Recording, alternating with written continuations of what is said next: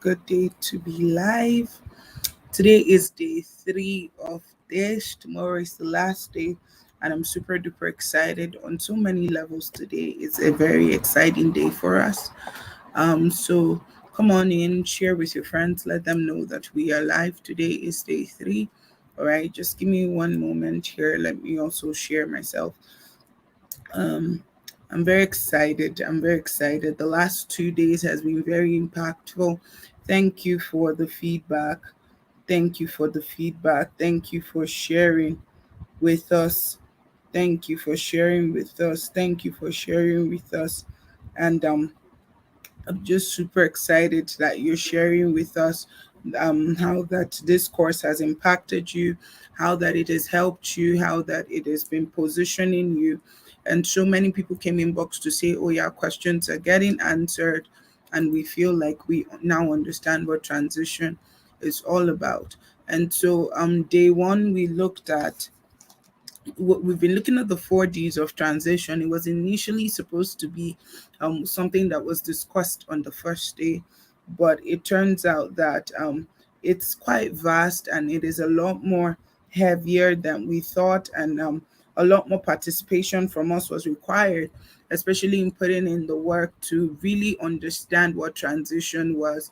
Because as much as this is a free course, we wanted it to be something that would be highly impactful and very unforgettable, something that you will not forget in a hurry, and something that you can apply in your day-to-day life. So we have on that note stayed with actually just this particular 4Ds of transition.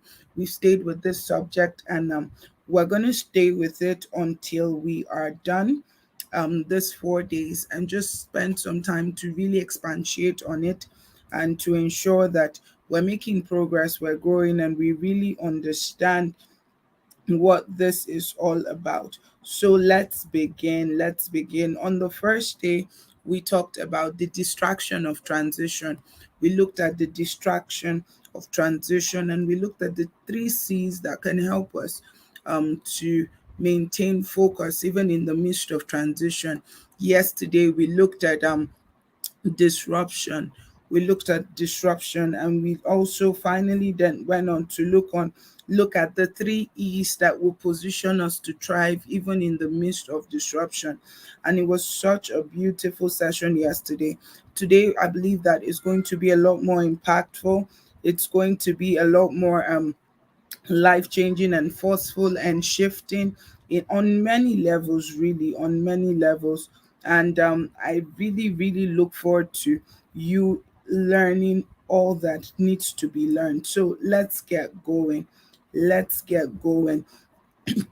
All right, so today's D that we're going to look at is destabilization. Destabilization.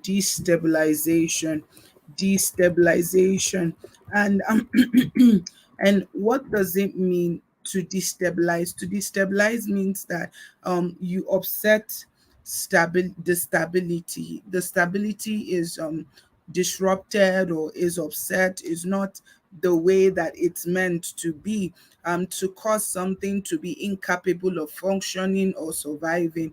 And many times in transition, we find it difficult to push, to stretch, we find it really difficult to maintain the momentum that we've engaged prior to that moment. So the implication of it is that, for example, if I'm able to say pray for 8 hours, because of these disruptions and these punctuations and interruptions, I'm no longer as stable as I used to be able to meet up with this expectation, to be able to meet up with this lifestyle, to be able to meet up with this habit of mine that I've consistently maintained up until this point. All right, so that's the third D that we're going to be looking at today in talking about transition, and then as we look at this, I want you to take a lot of notes. I want you to be intentional about this, and I want you to pay close attention. When we talk about destabilization, what are we talking about? Now, Ecclesiastes chapter 3 verse 1 gives us this positioning, not to put ourselves under undue pressure, but to become intentional in our mindset and in our life, particularly, so that we're not under pressure. So, Ecclesiastes 3, verse 1 tells us that there is time for everything and a season for every activity under heavens. So, that means there's a time to work really hard, there's time to rest, there's time to re strategize. There's time for everything. And many times when we lose momentum, we feel like we've gotten lazy. It throws us off. It pushes us off momentum. It makes us feel like something is wrong, something is not right. Many times in seasons of transitions, those are seasons that we really slow down.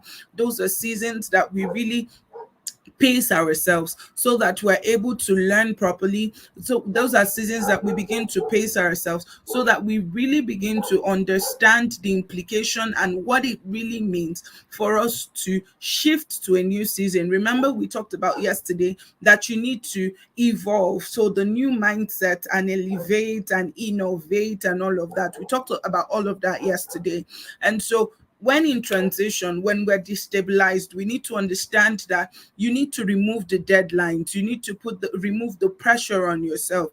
You need to remove the over exaggerated expectations on yourself. You need to give yourself a break, because sometimes all transition needs really is for you to rest, be refreshed, and refire. Rest, refresh, refire. That's what transition needs from you. Sometimes it just needs you to just take a break from everything, shut down, go on a retreat. So rest, retreat, re-strategize, refire. Rest, retreat, re-strategize, refire. So that's the strategy for in seasons of destability. However, before I build on these four strategies or these 4 R's in destability, I want us to look at three common traits of destabilization. Three common traits of destabilizations. Are you with your pen and paper? Are you ready to write? Are you ready to learn? I want you to be very intentional about this, because it's free, but it's valuable, and you can actually get to apply it in your life. All right. So, number one thing that you need to know is there's time for everything. So, number one, particular thing that escalates the destabilizing situation is looking back. Many times when it's time to move forward, we want to look back a whole lot. Oh, yesterday was better. I did this better yesterday. I worked on this better yesterday. I was more effective yesterday. I was more productive yesterday. I had more money in my account last week. Until I implemented this change, until this happened, this was not the order of things. We begin to destabilize ourselves by comparing now with yesterday. We begin to look back. We pay so much attention looking back. Now, the past is great. The past helps us a whole lot. But when in transition, the past is not the first place to go to. I'll repeat it again. When in transition, the past is not the first place to go to. So when you're in transition, the first place that you go to is not going back to the past to see, okay, what is going wrong? How was I better yesterday? Because in those times that you begin to discourage yourself, you begin to destabilize yourself, you begin to put yourself under undue and unnecessary pressure, because you are positioning yourself for failure. However, if you look forward first before evaluating backward, so instead of looking back, look forward first. What are you looking forward to? What are the traits of the new place that you're going to? What are the traits of the new place you're anticipating towards? What are the characteristics of it? What are your expectations for it? What are the positioning tips or the things that you need to do to be able to maximize it? So you look forward before you evaluate backwards. You're looking backwards is not to reminisce on the good old days. You're looking backwards is for you to evaluate and see how you can improve and do better. And so the children of Israel, for example, when they had to journey, all right, something happened, and what happened was very key in that moment.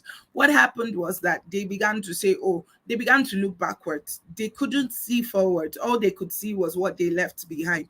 Oh, we ate garlic. Oh, we ate onions. Oh, we ate cucumbers. Oh, we had a good life before you disrupted our lives and brought us in the middle of nowhere.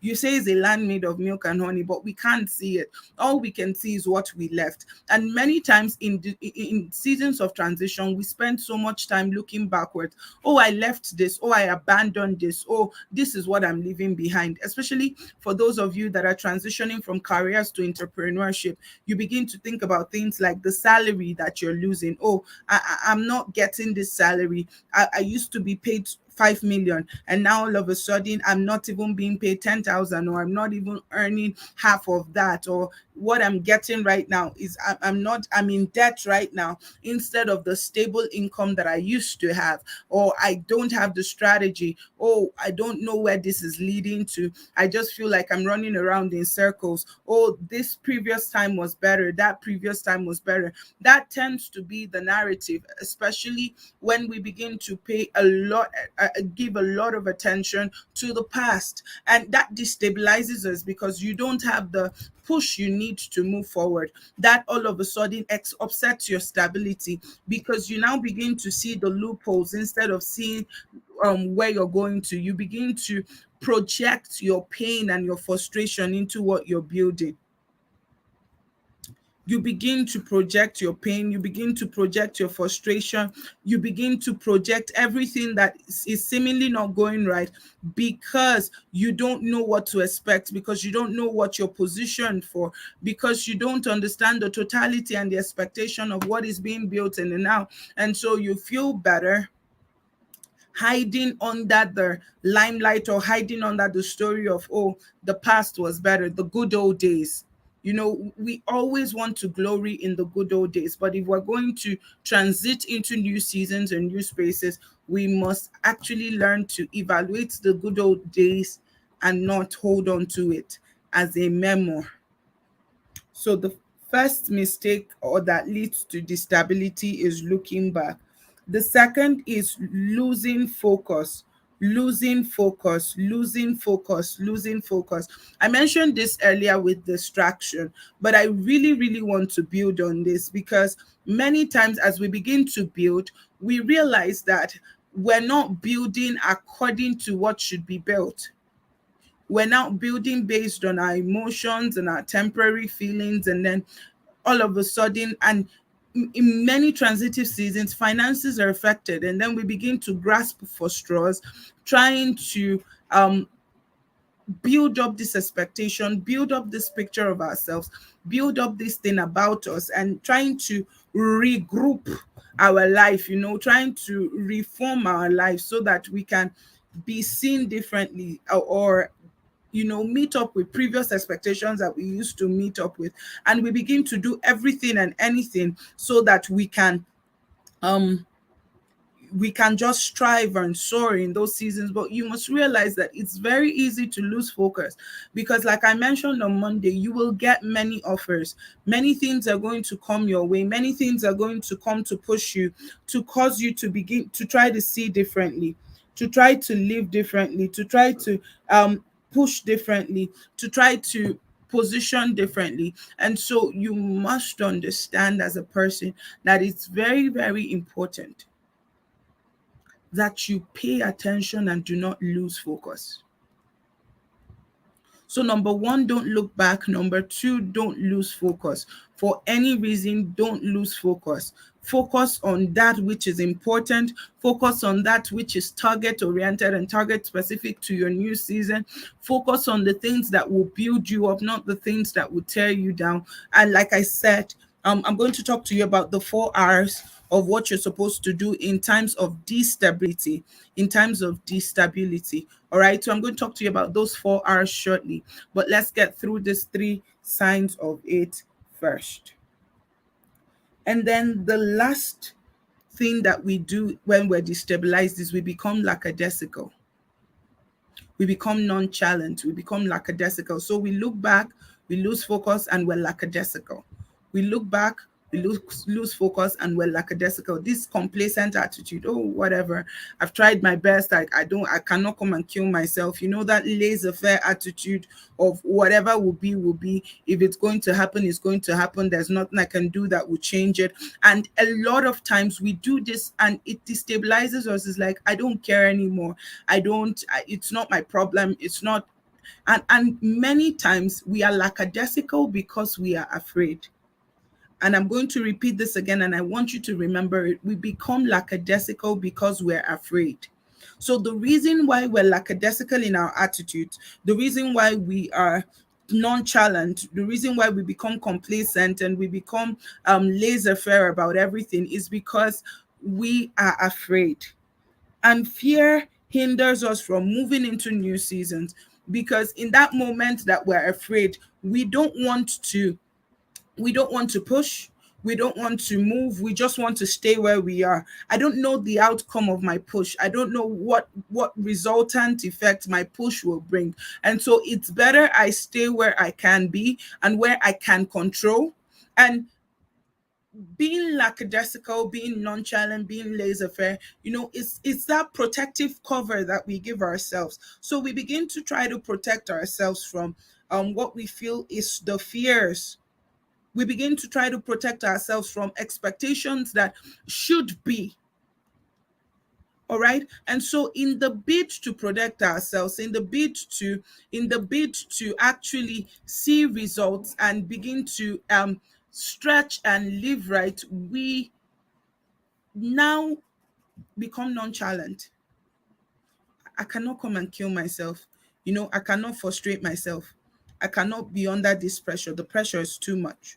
Sometimes the pressure is just right, but you feel that the pressure is too much because you are afraid of the outcome. You are afraid of what will be if you pushed a little more. You are afraid of possibilities that would be displayed if you are positioned a little further.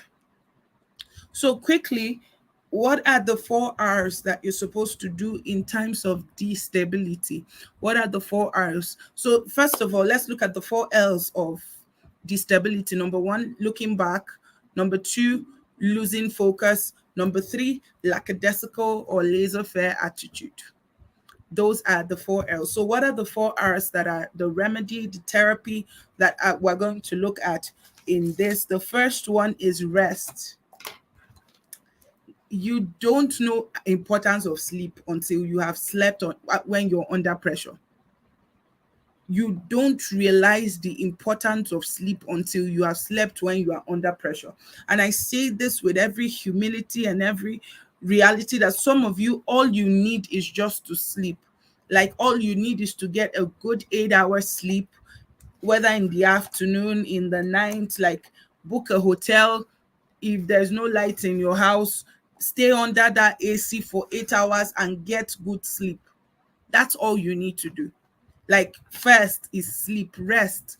And rest, like, I don't mean sleep and then in your sleep you're thinking about all the things that could go wrong. Just shut down. Shut down your phone, shut down everything and rest. Rest. Because we really underestimate the need and the power of rest. Many times, for example, someone like me, I can go 3 4 days of 2 hours 3 hours of sleep, and I can stretch that way, and you may not be able to tell. However, when it begins to tell on me, it affects my productivity. And so what I do is I've learned to take naps in the afternoon. Like in the afternoons, take a nap, a 2 3 hour nap, refresh yourself and come back again. So the first therapy for destability in transition is rest. You need to rest. And even as believers, God is inviting us into a place of rest. That whatever it is that we're doing, we do from a place of rest. Be well rested. What rest does is that rest clears your mind. It opens you up to other options that they are. When you're under pressure, your mind zeroes in on certain pictures and certain possibilities, and you're not able to look past that place. You're not able to think past that place because under pressure, you feel boxed in. You feel like there's no other way out. There's nothing else I can do, and you're boxed in. So the first thing that you do is rest. You need to rest. And I cannot overemphasize the need for rest. You need to be intentional and you need to rest. Number two, you need to retreat. In your rest, take some time and retreat. Pray in the spirit. When you finish sleeping and you wake up, just spend some time praying in the spirit.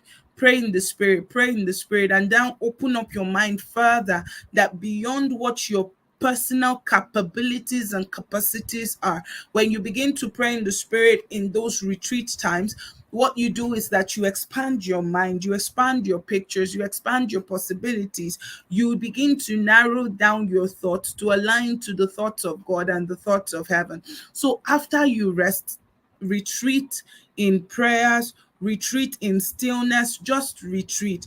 Retreat so that you can see clearly, so that you can see differently, so that you can upgrade and be rightly aligned to what's going on in the now. In the now, you need to retreat. That's the second thing that you need to do, is to retreat. All right. And then the third thing that you need to do is re-strategize. So what do we mean by re-strategizing? Re-strategizing is taking those things that God has shown you, those things that God has spoken to you, and begin to build systems and structures around them. Restrategizing involves the spirit of wisdom. While the spirit of prophecy reveals things to us, the spirit of wisdom helps us to put things in place to bring forth the manifestation of what prophecy has shown us. And many times as believers, we receive the prophetic word and we shout amen. And one of the reasons why prophetic manifestations are far apart from the prophetic word is because prophetic words requires our participation. Prophetic words requires our participation. And so it requires you to be an active participant, to say, all right, what am I going to do? What systems do I need to build? What structures do I need to put in place? What do I need to do? How do I need to do this? What do I need to say? How do I need to say it? And like I said, who do I need to collaborate with? Who do I need to work with? What content do I need? What company do I need? What people do I need around me in the now, so that I can see the manifestation of this thing? So you begin to pay attention, especially to re-strategizing systems and structures. This is where you need to study. You need to expand your mind, read books, begin to listen to conversations, listen to podcasts. I recently just started listening to a podcast recently, and after listening to that podcast, it opened up my mind to a different level of mental re-strategizing and mental reset. And I began to inculcate it in my personal life. I began to inculcate it in the things that I'm building. Those of you that are around, that are in my house and all of that right now, you can literally tell that lately I've been almost isolating on my own, not because I don't want to hang out or joke or laugh or anything, but I just feel the need to re-strategize, the need to expand, the need to scale up, the need to shift, and I'm participating in it. I'm not just receiving a prophetic word, shouting amen, but I'm putting the work in for it. So you want your business to be global. What do you have to sell to the world that a Nigerian needs, an American needs, an Australian needs, a European needs, an Asian needs, that will cut across board and bring about a heightened level of value?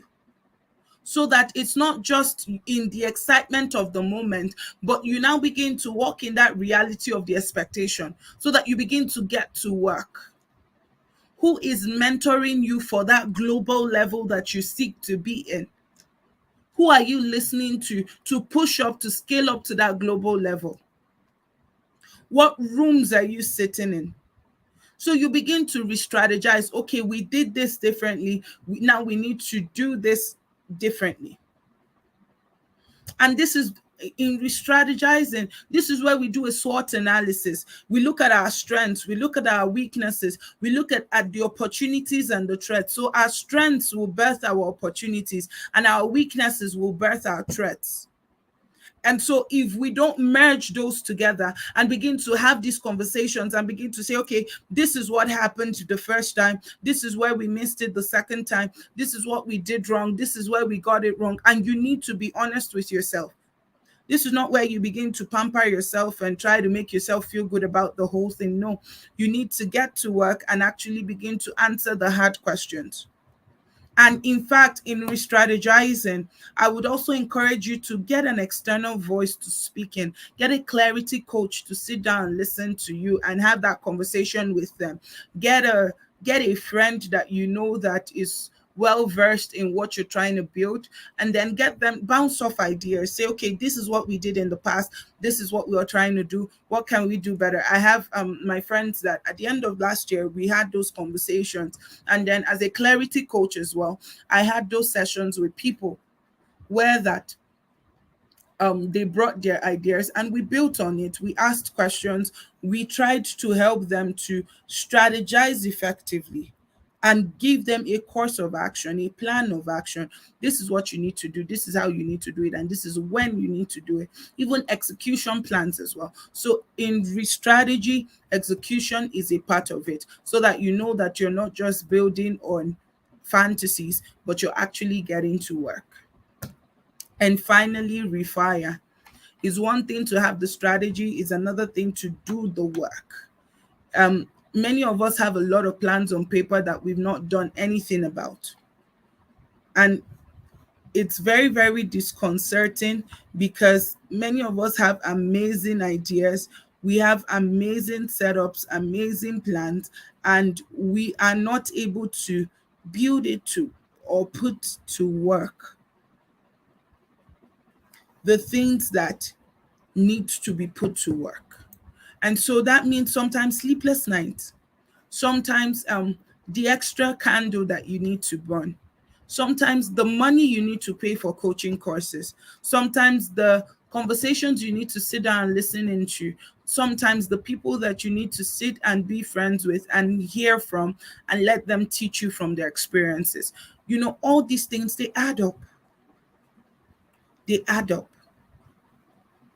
And so it's very, very important that you refire, that you don't just fantasize about an expectation, but you actually begin to refire. You begin to shoot your shots. You begin to get to work. You begin to build. You begin to be target specific in what you're building.